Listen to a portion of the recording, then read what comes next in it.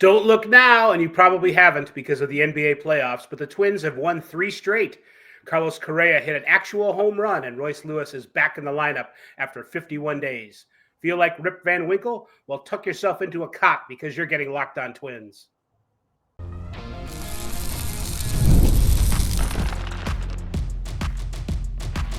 You are Locked On Twins, your daily Minnesota Twins podcast. Part of the Locked On Podcast Network, your team every day.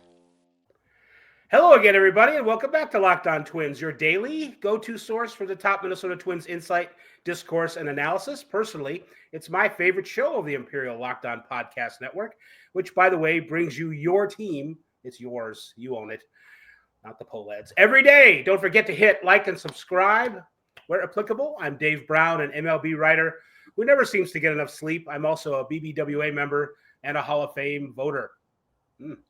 Across the Great Plains of cyberspace is Brandon Warren, who had to have his eyes forced open like in Clockwork Orange to watch the Twins recently.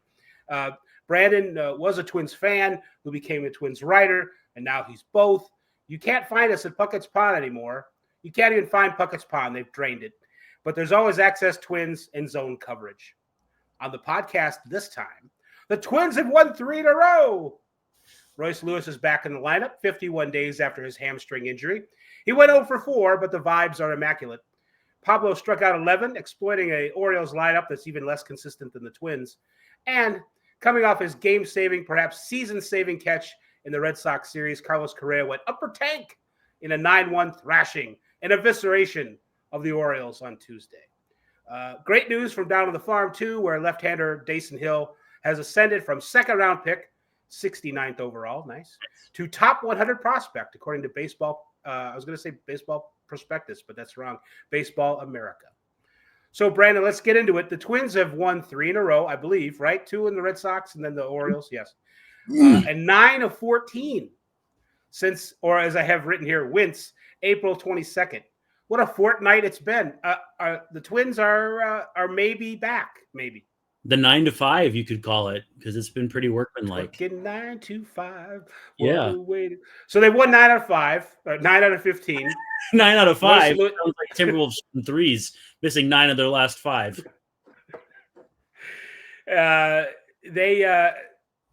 Royce Lewis is back in the lineup. He went 0 for 4. He did seem to run pretty well out of the box when he was grounding into double plays. So I like that. I saw a couple of posts that were like exploiting some kind of slip that he had in the batter's box. It wouldn't. It's the kind of thing that it wouldn't surprise me if Royce Lewis would get hurt on the first day back, but I don't think he did. Like I said, he was running good on his double plays. His double play. Touching Carlos Correa tribute to hit into a double play with Correa on first base. I mean, exactly. Well, we can't rip Carlos Correa too much because I think he's heating up. But go ahead.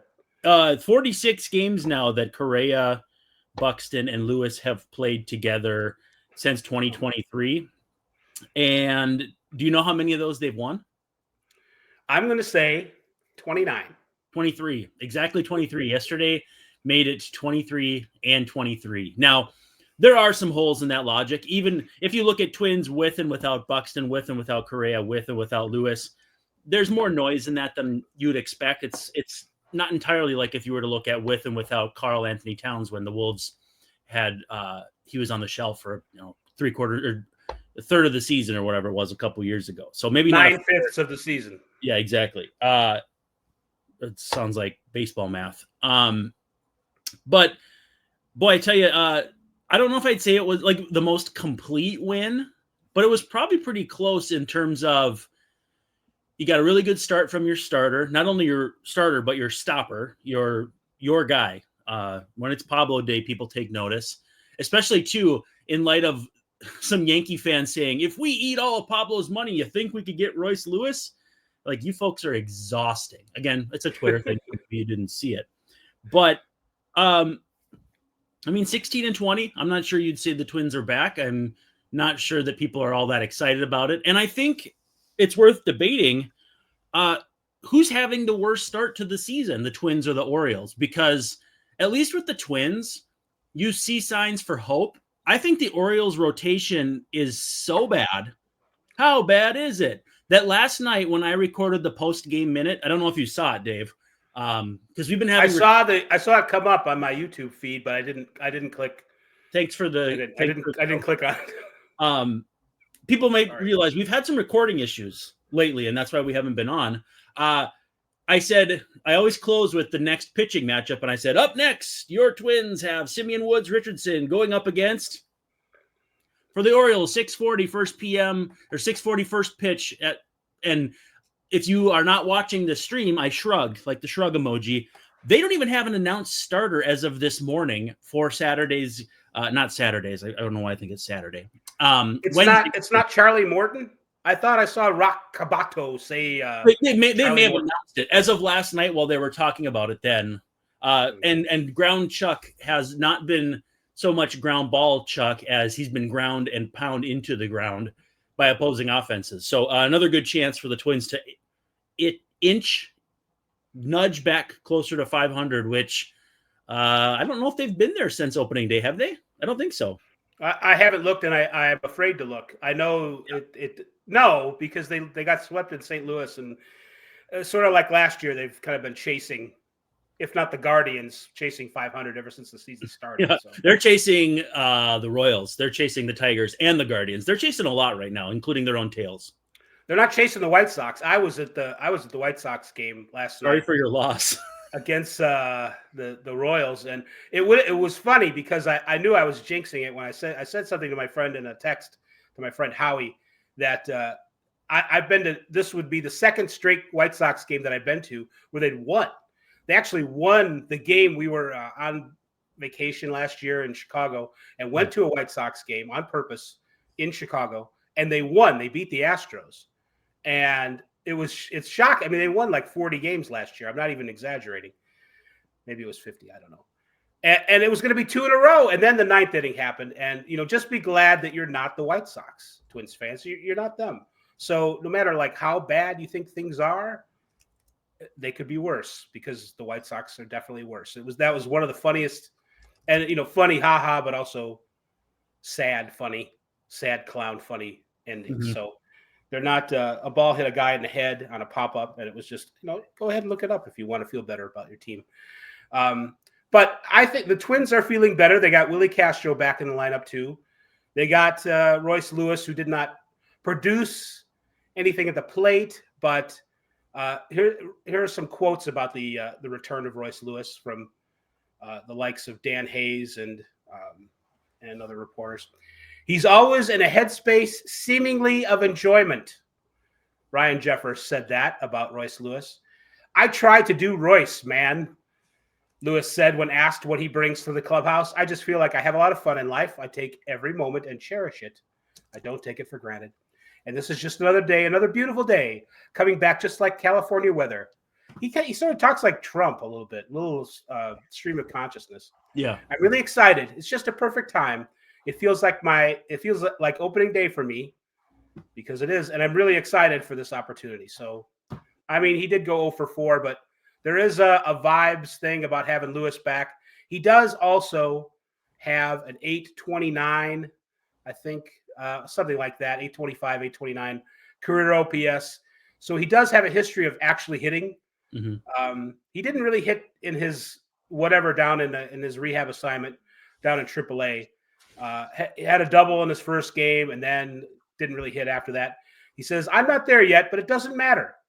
Anytime I have an opportunity, there's no excuses. I'm just glad we got some games in. So I feel like they probably did rush him a little bit. Maybe not from a standpoint of the injury healing, but of him having his swing back, like anybody else coming out of spring training, say. So they did rush him a little bit, and hopefully that won't come back to bite them in the hamstring. Well, and it didn't help that, was it Columbus, where they had like 900 straight rain delays. And so it was, it might have been beneficial to just send Royce to Fort Myers or something like that.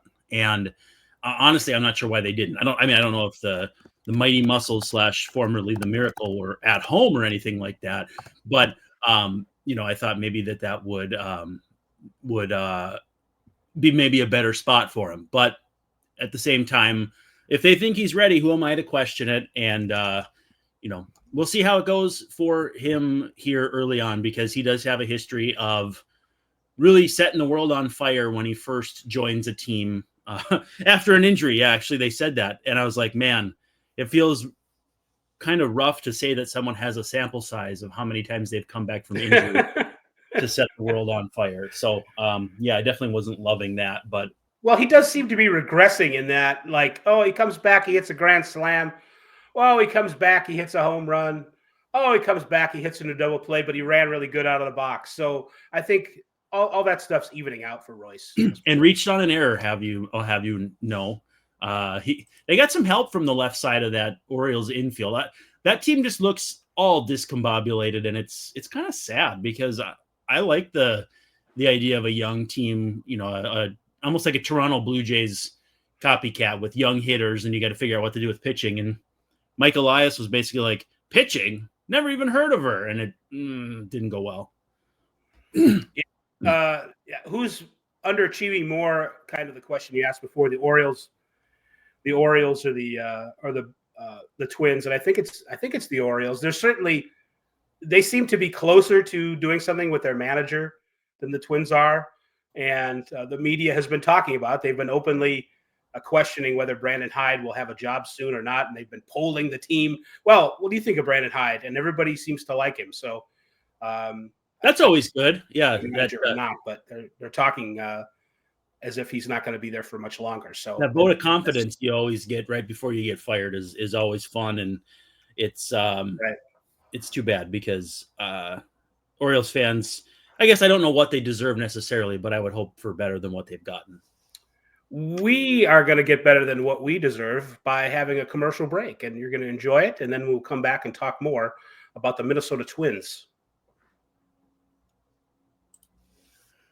Well, our favorite snack on this program is wonderful pistachios, and my wife was getting on my case because I bought some of those imposter pistachios the other day when we got some grocery delivery. Do not do that, because if you're looking for a snack that's both delicious and nutritious, crack into a good source of protein with Wonderful Pistachios. Wonderful Pistachios, one of the highest protein nuts you're going to find out there. Each 1 ounce serving has 6 grams of protein, which is over 10% of your daily value. Plus, they're packed with fiber and better for you unsaturated fats to keep you feeling fuller longer. They're also a natural source of melatonin. So my wife eats them before bed, and she's been sleeping better than ever, even with a couple of kids with their feet and fingers and all those body parts poking into you all night long. She's still sleeping great. So she likes the ones in the shells. I do too.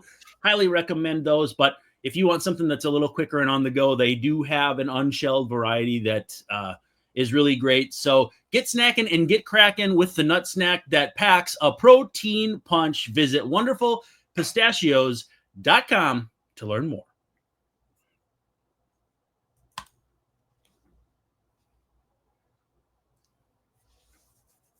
Locked On Twins is back. Brandon Warren and Dave Brown talking what? We're way back. We've been gone for a while. Like we said, StreamYard, not to throw anybody under the bus, but we've had some issues, and we're just working through them. And so hopefully this show goes up without a hitch. We're just about halfway through, and so far so good. Right. We're holding on for dear life, is what Brandon is saying, basically. Say, what was the reaction when Chase Medroth, I don't know how you say it, let the ball hit him in the head? I mean, it's not Twins specific, but it's AL Central, so it's Twins adjacent. What was the ballpark reaction when the ball hit him in the head? I don't know. I was just kind of sitting there staring off into space. I don't know if people realized exactly what had happened. It was one of those that looked funnier on the replay, on a close-up, because it did hit his glove on the way down to hitting him on the top of the head, and then it bounced away. And people were just excited that the Royals had kind of guardianed their way into another rally. That was a game that any kind of competent team, I mean, maybe they would have, you could lose a game like that, but how the White Sox lost the game with poor defense and mediocre relief pitching, trying to close out a ninth inning. That's not usually, I would be mad if I were the rest of the league at the White Sox, not trying. Talk about a team not trying to do everything it can to win some games. Anything. They're obviously far away because they're in a rebuild and the minor leaguers are coming, and some of them are up already. Yeah. They have a couple, and the thing about the Meadroff is he's one of the guys with talent. He came over in the Crochet trade with the Red Sox and has played pretty good at short. And he was at second because they were switching around the defense late in the game. He went full Canseco on that. He just wasn't near a fence for it to bounce over. So it was I don't know how it happens. I remember seeing it going, have I ever seen an infielder bounce a ball off his head before? I don't, like, in that respect, I don't know. It seemed new to me. So it was bad, but I also have a feeling that there would have been other opportunities for the White Sox to blow the game more conventionally. It just looks worse the way they did it. So and didn't you say something like Cam Boozer in for the save or something? I think I saw you post that. It was Cam Boozer. Cam Boozer, who has a great story, I suppose. He had terrible command yesterday, though, and I think probably would have walked another guy and maybe given up another. When he was in the ninth inning, I'm like, the White Sox have already used their good relief pitcher, Steven Wilson. Mm-hmm. So I had a bad feeling about the ninth inning, and it certainly didn't go the way exactly I thought it would, but it was kind of a collapse nonetheless. But Cam Boozer's got a great story. He was a good prospect and had some injuries and finally made it back this year. It's good. He's got a big beard, so it's generally a good story. But the White Sox just kind of there's a limitation always with the White Sox. Like, how good is it going to be because it's the White Sox? They got the White Sox stank on them. Yeah, Cam Boozer, former Twins prospect, another nice trade, Falvey. Even though he was, I think, drafted by the previous regime and whatever, and he had some command issues and some arm issues, and hey, good for him for getting back. Carlos Correa, I know you want to talk about him going. Oh yeah, him.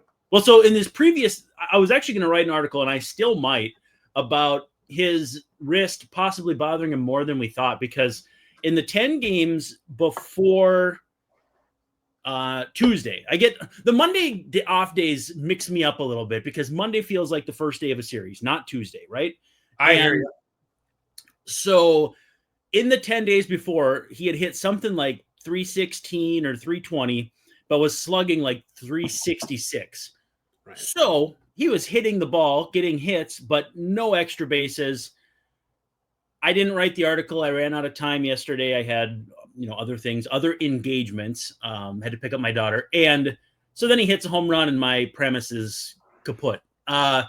With that said, if that homer, which was, I believe, tied for the 6th longest in his career and his longest as a Twin, if that's the sign of things to come, like this, in conjunction with getting Willie back, in conjunction with getting Royce back, hopefully at some point getting Matt Wallner back, it's hard not to be at least semi-excited that this offense could at least get to where there's 6 or 7 league average hitters in the lineup on a given night. I think that the Twins are doing sort of one of the things that they do.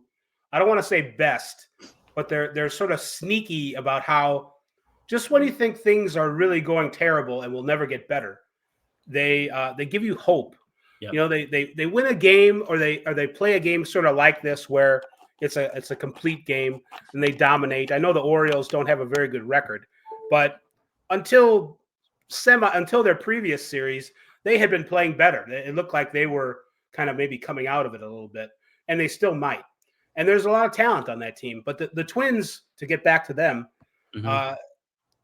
just when you think, oh, I'm out, there's no hope, they'll have a couple of good games. And, this is one of those games, and now it's 3 in a row that they've won. Just when you think, they're about to tank forever. As far as your point about Correa with his wrist, it's possible that could be a recurring thing where every once in a while it's bothering him, and then that has something to do with not having any power. I'll say this. In his last 11 games, he's hitting 356, 362, so he's not drawing any walks. No. 467. So it's not like a super amount of power. And that includes the home run yesterday. It's a little bit more, showing I think it's 2 doubles and 1 homer. Yeah, exactly. Showing that he can go 458, is that going to be consistently there? I don't know. I wrote in zone coverage about, I don't really have any idea about the wrist, but I remember that when they were playing the Royals in Kansas City, he offered some really unprompted, we got new hitting coaches, by the way, and they're doing a great job. They're communicating great, and it's getting better every day. And like nobody had asked him about it. It's like, how's your swing going, Carlos? And it was like the Donald Sterling deposition where he totally took a left turn and said, yeah, we have new coaches and they're doing great. So don't even question it. Don't even question the fact that we have new coaches and we're all getting used to that because it takes time. This is the subtext of what he was saying. I'm guessing, but I feel like the Popkins transition has maybe cost him some confidence. I don't know. Popkins was like his favorite coach, right? Didn't he say he's the best hitting coach he ever had? Yep. And with Borg Schulte coming in and new, not necessarily new ideas, but just a new person communicating them, maybe Correa has been sort of lost in that transition. Yeah, the Popkins hangover, and it doesn't sound like Blue Jays fans are very happy with him either. Oh, they're ready for him to be fired. Yeah.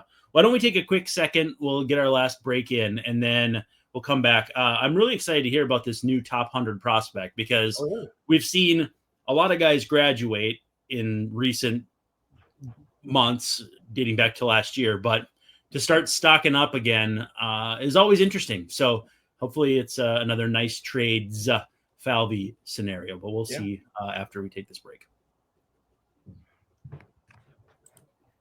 And we got to give some love to Supply House. Get the supplies you need from the site that's made for the skilled trades. Of course, I'm talking about Supply House. Whether you're into plumbing, HVAC, or electrical work, Supply House is the reliable way to order your products online. Their easy-to-use website is packed with helpful resources and the latest product info to help you get the job done right. Plus, with a complete inventory of over 200,000 parts from over 400 top brands, you'll get exactly what you need delivered fast from coast to coast. And if you need help with an order, Supply House offers expert support and industry-leading service, so you'll always talk to a real person. And for trade pros looking for an extra edge, their free Trade Master program offers exclusive perks like a dedicated phone line, free shipping, and discounts on every single order. Thousands of skilled professionals are already taking advantage, and it's your turn. Join the Trade Master program today at supplyhouse.com/TM and start ordering plumbing, HVAC, and electrical supplies with just a few clicks. Plus, use the promo code SH5, that's Sterling Hitchcock 5, for 5% off your first order. That's supplyhouse.com.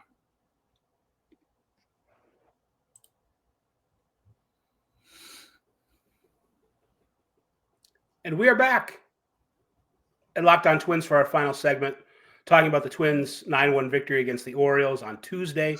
They've won 3 games in a row, but there's also good news down on the farm. Brandon, Dason Hill, who was just 19. Hey, 19, no, we can't dance together. He's 6'5", 165 pounds. String bean. That is very bean-poley. But in 12 innings at Class A Fort Myers for the Muscles, he needs to muscle up a little bit, maybe. He's allowed 2 runs and 5 hits while striking out 21. And you know who's noticed? Baseball America, the prospect makers, the king makers. Dason Hill is now number 85 in their list of top 100 prospects. That gives the Twins 5, perhaps should be 6 because there's still no Festa. But Walker Jenkins is 11. I think he was higher before, wasn't he? Probably. But he's, he hasn't played because he's got some kind of ankle that will never heal, or a heel that will never ankle.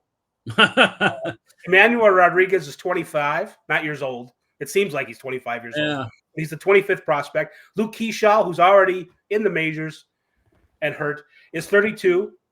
The Zeb Master, Zebby Matthews, is 46. David Festa is not on the list. I can see having Zebby higher than Festa. It'd be They're about both the same. non-rookies, so that's not it. Anyway, enough about my complaining. Dason Hill is 85th. The Twins took him in the second round last year with the 69th pick. Here's what it says in Baseball America. He's a risk. He's a high risk. He's a 55 grade. Ooh. I think that's 20 out of 80. Is that right? 20. Yeah, it's 2080. Yep. The skinny. It's funny. It says the skinny. They the knew Twins what left-hander has been one of the buzziest names. I don't like that adjective in the Florida State League to begin the season as he throws a plus fastball and slider with power and control. The 6'5" teenager oozes starter projection long-term. Teenagers are usually oozing something else. Yeah. From their face, I mean. Yeah. Well, and they used buzzes. I think the Twins used to be the Salt Lake Bees back in the day in the minor leagues. So there was a lot of opportunity for some puns and metaphors there. I wonder if Carlos Colazzo was in charge of that. He's pretty clever. Is he a punster? I thought you were saying Enrico Palazzo at first, but no. Carlos is he's great. He's really good. And actually, Twins have a Baseball America alumnus in their front office, and John Manuel. Oh, is he? I didn't realize that. That's cool. Yeah. He they hired him. It's probably been 5 years now, at least. He's doing, I don't know what exactly it is anymore. Him and Kevin Goldstein both work for the Twins. So yeah, Kevin, I know. He's a funny man. And I think I'm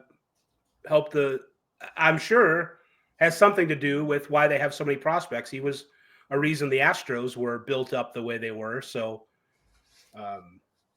kudos to him and kudos to the Twins. So Dason Hill is on this list. Dason Hill, he's big, tall, left-handed guy, skinny, like we said. The White Sox have a couple guys like that. They picked in the first round the last couple of years, Hagen Smith, and I'm already forgetting the other guy's name, but two of their better prospects are Dason Hill like lefties. So, but they're like the better White Sox prospects. Dason Hill is coming on the back end of this. I think that shows you how good the Twins prospect pile up is and the minor league system. It's one of the better. It's one of the successful parts of the nice trade Falvey regime. For their paucity and left-handed pitching, and we saw Cade Povich, speaking of nice trade Falvey, on the mound on Tuesday. Twins hit him pretty hard, and that I can actually add something about that too. It's good to see some left-handed guys coming up in Hill, and Prelip seems to be making progress. Twins had like a 3. It's on the post-game minute. It was a 3-something OPS against lefties up until the Braves series, and then from that point on, I think it's April 19th, they have like an 855. So there was a moment where they were like the worst of the worst against Southpaws, and they've really picked up the slack. They're still like bottom 10, but at the same time, the team does have enough right-handed hitting to combat Southpaws. That has not always been true. Part of it too is that they've had to shoehorn in a couple guys like Jonah Bride, who not only was not on the roster, but wasn't even in the same league to start the season. So we'll see if he can find his swing enough to stick with the team. And Cody Clemens, same deal there.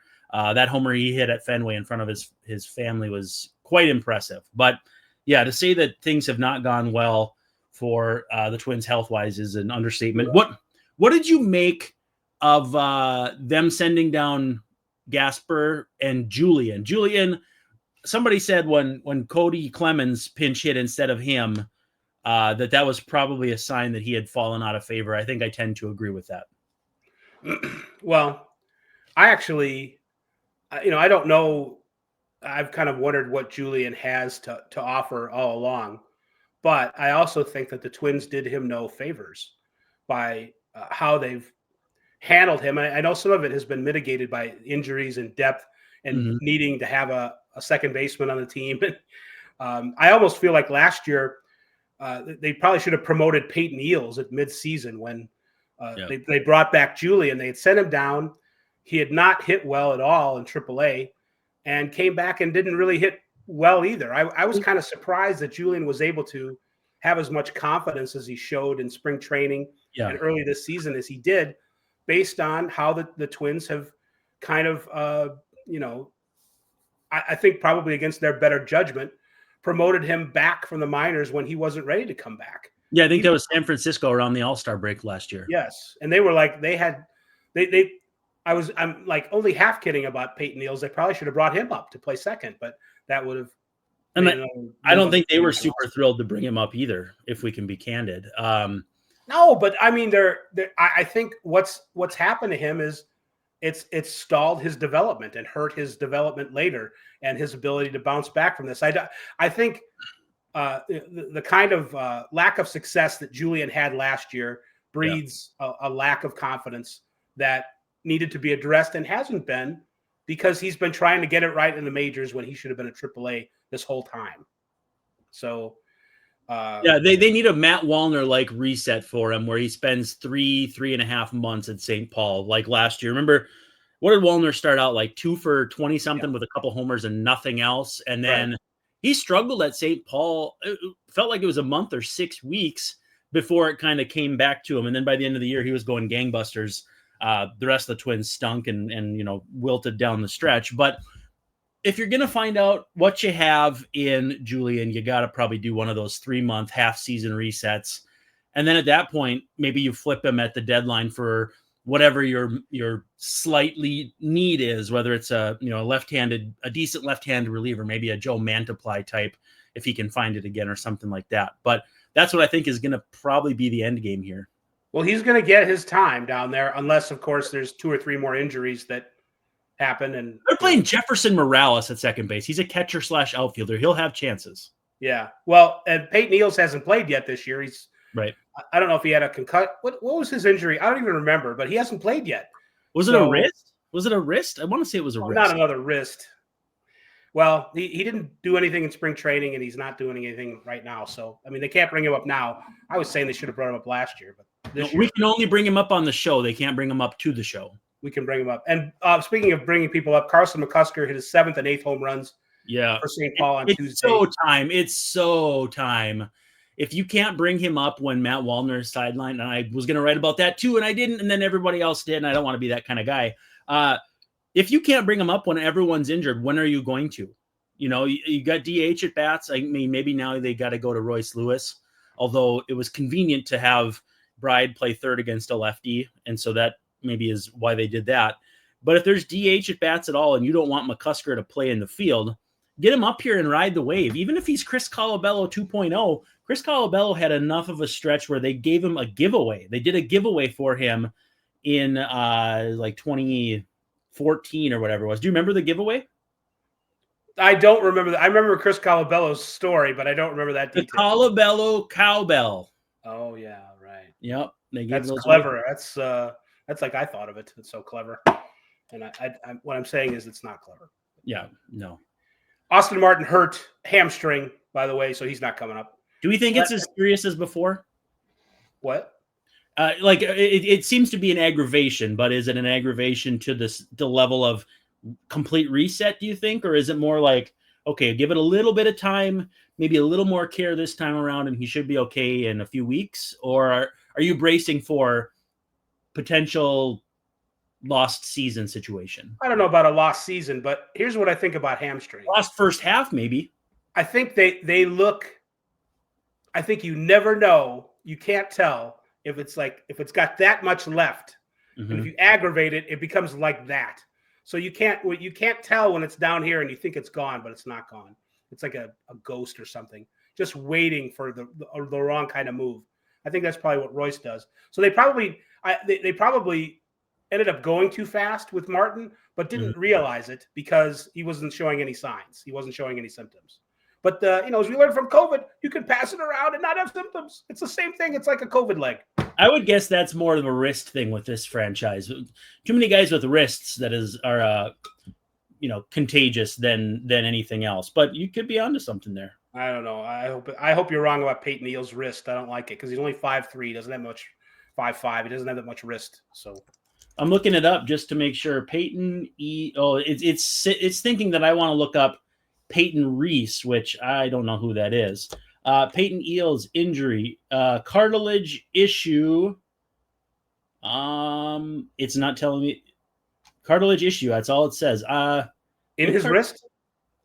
All it says is cartilage issue. I don't know why it's only saying that. I can't get Theo Tollefson to answer me either. I'm like, what's wrong with eels? And he doesn't say anything.